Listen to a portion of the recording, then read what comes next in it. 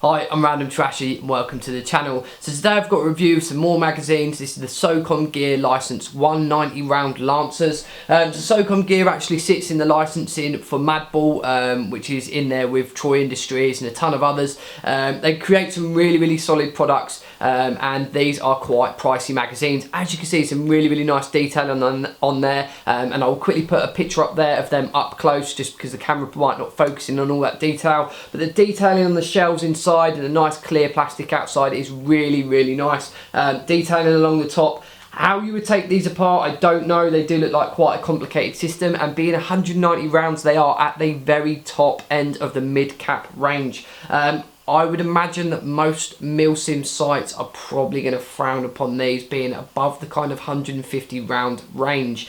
Now, dependent on where you go, there are different opinions on magazines, that sort of thing. I know that a lot of milsim sites now, like Combat Airsoft Group, you haven't heard of those guys, go check them out. They are running some very strict milsim operations, and that is down to 30 round magazines, giving you ultimate realism.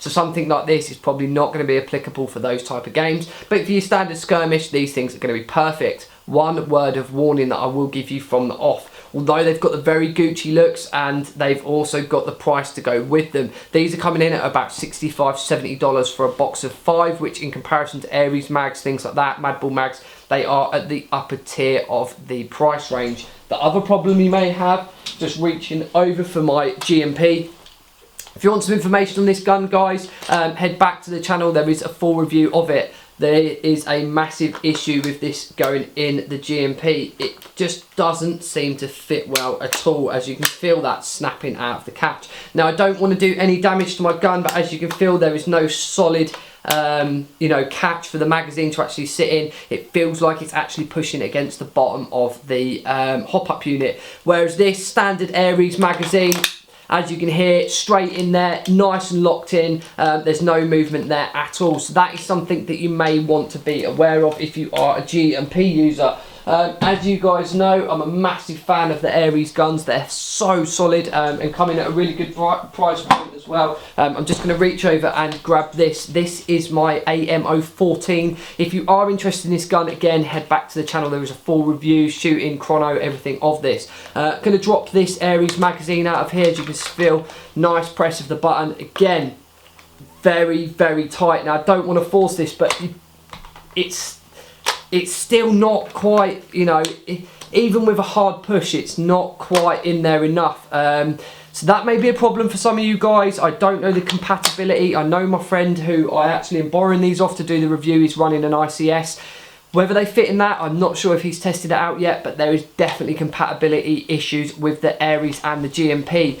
Very solid mags, really Gucci looks, but what I would say is a very high capacity, and at the same time, the compatibility, you may have issues if you are running a G&P on an Aries. I haven't tried it in anything else, but guys, if you are going to buy these, make sure you get hold of one first and make sure it fits your gun. So not a massively positive view, and obviously because I can't put these in the guns, I don't want to force them. I can't do a shooting test to see how well they fire. All I can say to you is that if they're not going to fit in well during the heat of battle, being the high capacity as well, it may be a problem for you. These I'm probably going to have to give back to my friend. I hope they fit his gun, but they definitely don't fit mine, and for me, quite a poor review considering you can buy many brands of magazines and now have cross compatibility. These are actually written up on Evike and quite a few other large US retailers that have got these available on their sites as being compatible with G&P and Aries, and I can confirm to you that they do not fit my guns. So, bit of a sour review, not really great from the Socom Gear. Great looks, but obviously don't fit the guns, so I can't test them anymore for you.